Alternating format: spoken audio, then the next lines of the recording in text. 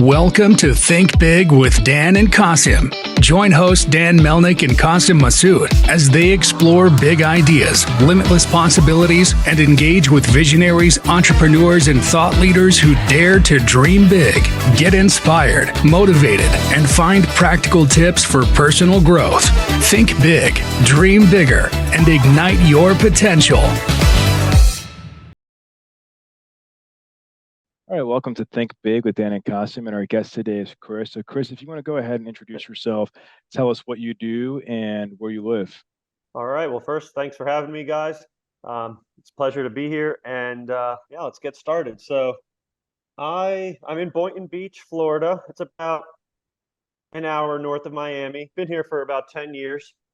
Very hot right now. I think yesterday you walk outside and you start sweating. So, I've gotten used to it over the years, but it's pretty rough. But nobody really likes talking about the weather. So about what I do, I work in the investment newsletter industry. So works like a regular magazine subscription. If anyone's familiar with like the Motley Fool, that's kind of popular, although we do it a lot better. It's we don't give you any, we don't manage your money. We're not brokers or anything. We give you ideas. We write entertaining articles, and you decide whether you want to buy into those stocks or not, and we track all of our picks. So I started 10 years ago, so in 2013 as a proofreader. I was bouncing around sports writing jobs as an intern, freelancer, doing a little bit of resume writing, and I figured these career paths don't seem that strong. You're probably going to max out at a certain level. Very competitive too, sports writing. I figured unless you're working for ESPN or you're the very top of a great local paper, it's not the best option. So I saw a job ad around that time, and it said no stock market or financial experience needed. Proofreader, you catch the grammatical and spelling errors. English or journalism degree preferred, which I had. Went to Towson University up in Baltimore, and got my mass communications journalism degree. So that's kind of where it started. That was it. That's how I got my foot in the door, and I got to soak everything in and learn a lot about finance and investing through getting my foot in the door as a proofreader 10 years ago. Awesome. So, how did you get started with having your own business, having your own newsletter? Yeah. So networking, people. So I will say that it hasn't been the same company for those 10 years. I've bounced around a couple different companies, all with under the same umbrella, all investment newsletter industry, all investment newsletter companies.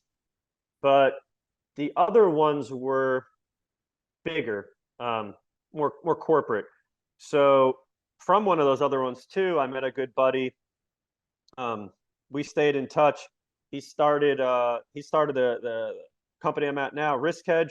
Kind of teamed up with him, and the rest is history. So a piece of advice I would have is don't lose those contacts. Always leave on good terms too. So there were 2 or 3 companies where there was a better opportunity for me. Didn't burn any bridges. Stay on good terms with the important people that are close to the money, making big decisions. And when I reached out and said, "You got anything for me? Any openings?" Moved up pretty quickly here. I've been with RiskHedge since 2020, so for 3 years, and it was a good choice. So yeah, I would say just networking, don't burn any bridges, and you never know if there's an opportunity down the line. So keep in contact, and don't let 6, 7, 8 months go by. You're not a pest. Maybe check in on those people. How everything going over there? It's good to have options. Great. Yeah. So what does a typical day look like for you? So the thing with this business is no week is the same, which I really love. Depending on how the markets are doing, we might be sending out a lot of alerts to our subscribers. And we have a lot of campaigns, promotions to sell our product and upsell you into our higher products. So for me, I manage the editorial team. I don't have as much of a hand in the marketing. There's different entities here: copywriting, marketing. So I'm editorial, And I make sure that our team, we have a great product we're putting out a great product. Copywriters write a nice package, the marketers market it, and we're the end product. We're better make sure that we have a letter with good picks, value, entertaining. So we have a couple different publications at my company, premium publications. There's a free one. There's a entry-level one, Disruption Investor, which has bigger, safer stocks, get to know our chief analyst. And then the more exclusive ones are kind of our club level products with more speculative picks. That we just launched a RiskHedge Live, which is a trading room where it's a nice tight-knit community. And yeah, so some years we're launching more products. Other years, like last year was very volatile, one of the worst years on record for the markets. So there was a lot of hand-holding going on, a lot of updates, not so much launching all this new stuff, but our current subscribers, hey, this is what's going on. Don't panic sell right now. We're in it for the long game. Here's our vision, and just being in constant contact with them. So yeah, it's I mean, I work from home. Everyone at our company works from home. It is your typical like 9 to 5, if you want to call it. Although sometimes those hours leak in later. You wake up early, work a few hours on the weekend, but we're not punching a clock. We basically, it's a small group of guys here, and as long as the work gets done, you just work. I got a family. Most of my colleagues have a family too, so it's just make sure the work gets done, and every week's a little bit different depending on the markets. Okay, great. So, how the technology is helping you in your business, and what are you using in terms of technologies right now? We really, I guess we're kind of old school. We have some systems in place to track sales and subscriber growth and open rates. We have, it's basically just Slack to communicate, Zoom calls to stay in touch, and we have our platform for our online trading room, which our tech team put together using Discord. Other than that, there's not a lot of fancy tech going into. That's the good thing about this too. This business doesn't cost a lot of money to get up and running. I mean, anyone today really. Substack has taken off. You could write your own personal finance blog and see what kind of followers you get, and just put your ideas out there. So, in a way, that's kind of competition to our business too. And then I'm kind of going off on a tangent here, but we're finding that the medium is different too now. More and more than ever, it's short clips, video. So we're trying to adapt to the technology too. Used to be long form. They even still mailed out our letters, a few years before I got started, and our subscribers were happy to get that once a month in the mail, a big newsletter. Then everything was email and online, but now it's a lot more video. And yeah, you can't just disregard all the tech and the trends of how people are soaking in the information, or you'll be left behind. Yeah, and this this trend of videos and images helps people to visualize the things, helps people to understand the processes, how the things are working on, and AI is working very well in this field right now, and it's a revolution in this field, by the way. Yeah. So what do you think, like in future, or maybe sometime you will be good to use augmented reality or artificial intelligence in your field? I'm definitely not one of those AI doomers that say it's going to kill humanity and it's going to steal all our jobs. It's been a big theme of ours for the last 9 or 10 months. Well, our main analyst, Steven, from Disruption Investor, recommended NVIDIA back in 2018. That's been one of our big picks. That's a good, obviously, chip play, kind of a picks and shovels way to picks and shovels stock to play the AI boom. But that being said, he's been pounding the table on AI with some of our other analysts all year, just saying this is the real deal. Now, you want to be careful. You don't want to go crazy and buy at the top some of these more speculative AI plays. And now you see companies just throwing AI in their name and all that. But this has legs. It's not going to take all of our jobs. We have to be prepared. ChatGPT, I've played around with.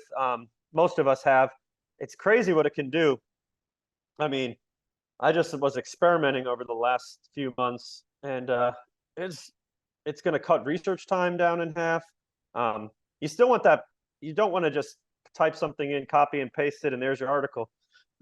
You need that human element of personality, and so it's still not that good. But you got to think, if this is only the second iteration and it's this good, just imagine what ChatGPT 6, ChatGPT 7 is going to be. It's only going to get better. So I don't think it's a fad. I know it's here to stay, and we're looking into investment opportunities, stocks to play it as well, and we're incorporated into our business. But I mean, it's easy to. Sometimes I see something and I think that was ChatGPT. Right now, it's still easy to see, but I don't see any problem with using AI to cut time down in research. Maybe use it as a foundation, as long as you're still thinking yourself and putting your own thoughts and analysis into the pieces. That's cool. So speaking of AI, you're talking about trends. Like, what other trends are you seeing in terms of investing right now? So yeah, I mean, one of our big ones is the race to zero trend. Stephen McBride, our chief analyst, has been talking about. Obviously, everyone, politicians all over want to go green, going green initiative, and a lot of people think that the best way to play that is with solar stocks and hydrogen plays and all that. He's saying back to the basics. You want to buy those dirty energy stocks. He says the biggest winners from the race to zero trend will be the companies using dump trucks to pull the raw materials out of the ground. He likes copper. He likes uranium. I'll give some of your listeners some picks here. Copper miner, Freeport, FCX. Lithium producer. He likes ticker ALB, and Bridgestone, which makes larger than life tires for mining trucks. Even the tire companies. That's BRDCY. So we've heard it all before. Going green. Everyone talks about Tesla and electric vehicles, and that's great, but there's going to be a boom, a shift here in the widely considered dirty energy mining place. That's cool. that's a big one. That one has legs, I would say. I'll give you a couple that have long legs that will last years, because we do have a trader, and as you know, in trading, it's faster. It's the time frame is shorter. You're in and out of picks more frequently, so you're more strict. You cut you cut your losers short, and you let your winners win. You're a lot more patience with investing. You know, you have a 5-10 year or plus time horizon to let your thesis play out. And so then computer chips, semiconductors, they've been some of the best plays for the last 10, 20 years, and they're going to continue to be, because semiconductor sales have only ever gone one way our entire lives, and that's up. He shows a chart pretty frequently in his letters, Stephen, that it's just like a beautiful chart going up to the right. Don't see that trend. All this new technology, more and more stuff, they're going to need the little computer chips that run our modern society. So NVIDIA, even though it's run up a lot this year, if you're holding on for the long term, it's not bad. Maybe buy on the dips. Maybe wait to see if there's a little sell off. You also got ASML and Taiwan Semiconductor, TSM. And if you're not someone that's into buying individual stocks, which is fine, you could buy an ETF, a fund, which it gives you exposure to a bunch of different stocks. Generally a safer way to play some trends like this. And there's one SMH, which is a semiconductor ETF, which is fine. Like I said, as long as you got that long-term time horizon and you don't freak out at the first sign of a drop, maybe add on the down days. These are long-lasting trends. This race to zero trend and the trend in chips around the world. Sorry, guys, about the cough. No worries. So do you guys deal with crypto or Forex? I've seen that as like a kind of a more recent trend. I don't know if or do you deal with just strictly stocks? That's it. We do recommend crypto, and obviously it's been a good year this year in the rebound. Tough year last year. Last year, was labeled nowhere to hide. Bonds were getting crushed. I mean, there were some energy plays, energy and oil stocks. I mean, other than that, big stocks, little stocks, bonds, crypto. So now we're starting to see the rebound here in the first half of 2023. And for crypto, we do have a crypto letter, RiskHedge Venture. It's one of our premium letters.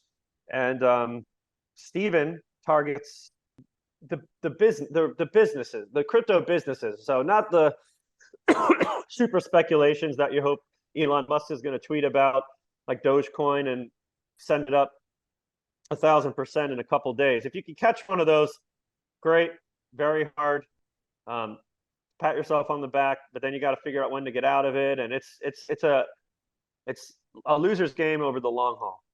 But if you look at quality crypto businesses that are, you know, generating real money and actually disrupting the world right now, that's what he likes. We're still very early. It's funny. Crypto, even though, you know, Bitcoin's been around for 10 years plus, Ethereum's been around, it's still a teenager. If you think of it in the terms of like someone's age, crypto's like a teenager. So it's hitting puberty right now, and it's very early. That's another one. I believe, you know, Bitcoin, Ethereum, put a little bit in, not enough that you're going to lose sleep over if you're going to lose your whole investment, but enough that if it does take off 10, 20, 30 years from now, you're not kicking yourself saying, I should have put a little bit in there. Okay. I have invested in it, so that's good. So give me an advice for someone who wants to get in investing in 2023, like other than this crypto. Oh yeah, someone like a beginner that's thinking about investing but hasn't, that's right, just trying to get that extra nudge. Yeah. Yeah, I mean, there's a couple ways to think about it. You definitely, if you're working at traditional job that offers benefits such as a 401k, you should definitely take advantage of the employee match that a lot of companies offer. So you put in, say you put in 6% of your paycheck, they'll match it. They'll give you 3%. It's free money that you might be leaving on the table if you don't. So whatever that maximum is, I mean, I don't know everyone's individual financial situations. Maybe they're trying to save to put money down on a house. Maybe they have huge student loan payments that they're tackling because of the high interest rates. You gotta weigh the pros and cons, but in general, make sure that you're taking advantage of your employer's 401k match. Outside of that, you know, say you don't have a lot of your credit cards paid off, you don't have a lot of high interest debt. You definitely, it's one thing to say that the earlier the better, get started, but what if we're talking to someone who is older in life? That advice doesn't do them any good. You can't turn back the clock. So I would just say, open up a account, back to the basics, a brokerage account, Schwab, Fidelity. There's a lot. I'm not going to recommend it. I use Fidelity, but link up your account, put some money in there, and start small. Maybe get the feel for how if you could take a drop one day, and think about how you feel. So don't start off by putting all your money in there. Start small just to get your feet wet, get a feel. Maybe start with exchange traded funds, like I mentioned earlier. Then work your way to individual stocks. It's tough on your own, but there are places to help. This is not so subtle pitch, but you know, places like RiskHedge, many others. That's what we're here for, to give you those picks, because that's our job full time. Like I am I'm the executive editor that makes sure everything goes out on time, smoothly, and that challenging our guys to keep coming up with great ideas, making sure that our subscribers are in good hands. But we have all of our analysts are the ones crunching numbers, looking at the charts all day. So a lot of people are busy. They got a family. They work late. It's tough. You know, you really should understand the companies you're buying, and you don't want to just put your money on these high flyers. So if you can have someone on your side doing the work for you, that's a big bonus. So yeah, I would say open up an account as soon as possible. Even if it $10, $20, $100, but whatever you can afford, that's probably going to do better that, I'm not say probably, right now, even though interest rates are higher and yeah, you can get 5% in a CD, high yield savings account. That's a great option too. But for a while there, it was 1%, 2%. You're not going to get anything in a regular savings account. So why don't you make your money work for you? Stephen has a good time. You're never going to get rich renting out your time. So this is a way to make money like in your sleep, or it's like a second job working parallel to you as you're driving or commuting to your main job. Don't just rely on savings, because if you look at the U.S. dollar inflation over the last 100 years, it's down, down, down, down, down. So you're actually losing money if you just keep it in a savings account. Yeah. That makes sense. So if somebody wanted to find you or your guys' platform, can you share that on here, and how like the best way to reach out to you? Yep, you can go to RiskHedge.com. That's RiskHedge.com. I would start. We got a free letter. You could sign up right there on our homepage, easy to see in the green box. No spam, just quality advice, quality tips. And we write in a way that's easy to understand. That's why one of the reasons I was brought on to this company too, is to, I don't know, dumb it down is the right term, but maybe it is. It's something on a level that most people can understand. A lot of people try to write bigger words, sound sophisticated, and you're actually turning people off, and they put their shields up like, I can't do this. We want to make it so that everyone can understand this important information, get you in on these trends in an entertaining way that's digestible.